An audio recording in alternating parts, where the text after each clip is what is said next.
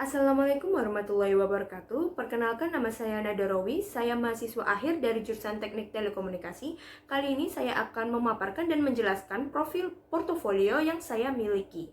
Pada tahun 2019, saya pernah membuat aplikasi Wawat atau Warta Pesawat, di mana aplikasi ini merupakan aplikasi informatif yang menjelaskan mengenai jadwal keberangkatan pesawat di suatu bandara. Aplikasi ini dijalankan di Android Studio dengan bahasa pemrograman Java, dan aplikasi ini merupakan proyek dari mata kuliah dasar pemrograman 2. Kemudian pada tahun yang sama, saya juga pernah membuat aplikasi quiz, yaitu NBA Jam Game Quiz, di mana merupakan aplikasi hiburan quiz mengenai topik NBA basket. Aplikasi ini berjalan di VirtualBox dengan bahasa pemrograman Shell Linux. Aplikasi ini merupakan proyek dari mata kuliah bahasa pemrograman Shell. Kemudian pada tahun 2020, saya pernah membuat aplikasi dan website, yaitu Gocak atau Gobecak, di mana aplikasi ini merupakan aplikasi yang terinspirasi dari Gojek, yang mana merupakan jasa penggunaan becak di beberapa stasiun di Surabaya. Aplikasi ini menggunakan JavaScript dan juga Android Studio untuk mobiles, dan aplikasi ini merupakan proyek untuk mata kuliah bengkel pemrograman internet. Pada tahun yang sama, saya mengikuti bootcamp Talenta Juara sebagai role model CTO, di mana output dari bootcamp ini yaitu sebuah prototipe dari startup kelompok saya yang bernama The Farms.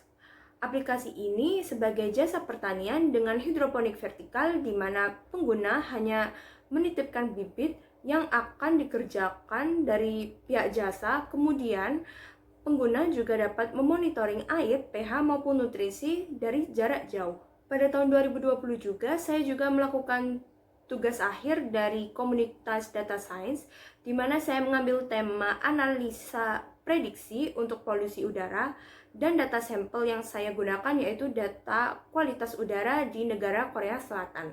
Sedangkan pada tahun 2021, ketika saya melakukan kerja praktik di PT Telkom Akses, saya mendapatkan proyek yang pertama yaitu desain FTTH bawah tanah pada klaster premium di Citraland Utara. Desain yang dilakukan yaitu membuat jaringan FTTH dalam bawah tanah dari STO hingga ke customer atau pelanggan.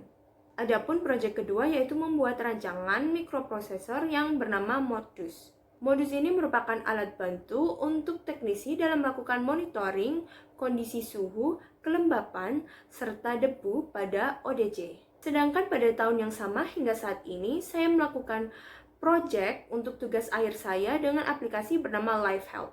Aplikasi ini terinspirasi dari Samsung Life Health, di mana mengambil data aktivitas manusia dengan jenis aktivitas jalan cepat dan jalan normal.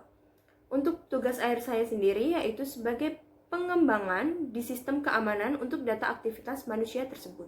Kemudian pada pengalaman organisasi saya ada beberapa program kerja yang saya kerjakan. Yang pertama, di Himpunan Telekomunikasi atau Himatelkom, saya pernah menjabat sebagai penanggung jawab di komunitas voli dan juga pernah menjadi penanggung jawab di lomba tradisional pada Telkom Cup.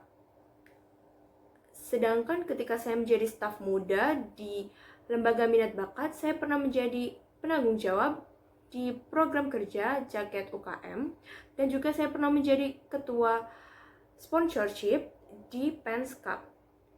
Dan pada tahun 2020, ketika saya menjabat menjadi kepala departemen eksternal, saya bertanggung jawab dan mengawasi setiap program kerja yang ada di eksternal seperti Ormawa Visit, Temu Alumni, dan Jaket Kabinet. Selain itu juga saya ikut menyusun dan membantu menyiapkan program kerja yang baru untuk kabinet selanjutnya yaitu ECC, Evis Confess Competition.